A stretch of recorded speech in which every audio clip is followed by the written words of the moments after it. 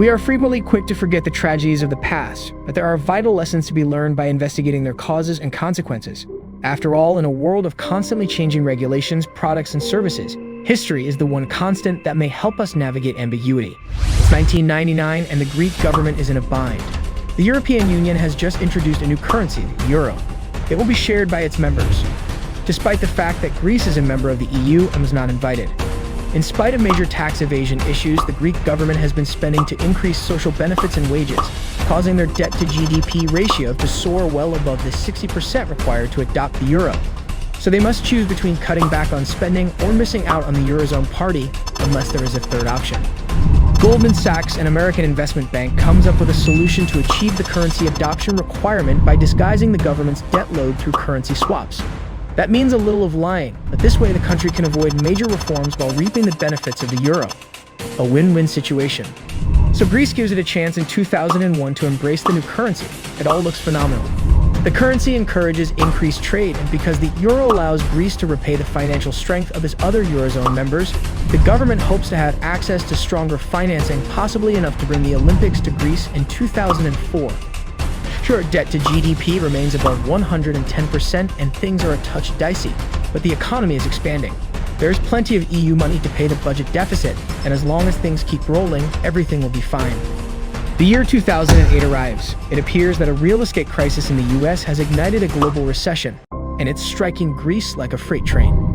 GDP is declining as tourism and shipping decline, and with the Athens Stock Exchange dropping 65% in 2008, financing costs are rising.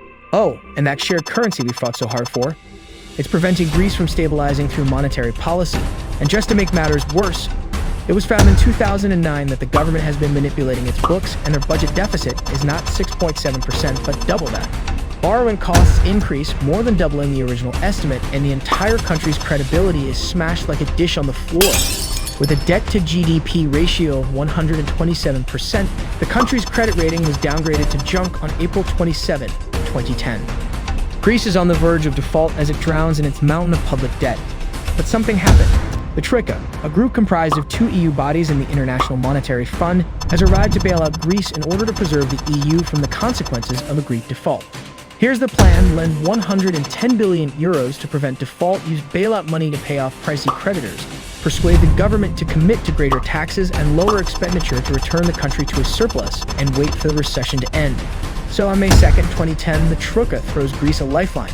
But the bailout doesn't quite solve the problem.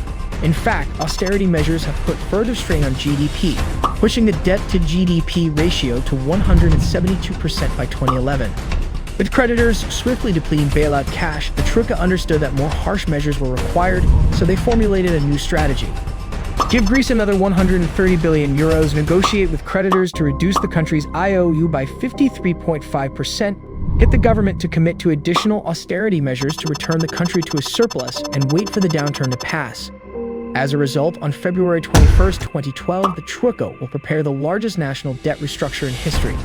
Tosses Greece's second lifeline, and the program takes root, and after 2 years of additional tax reforms, layoffs, and pay cuts, the government announces a structural surplus. But wait, Greece is making a comeback.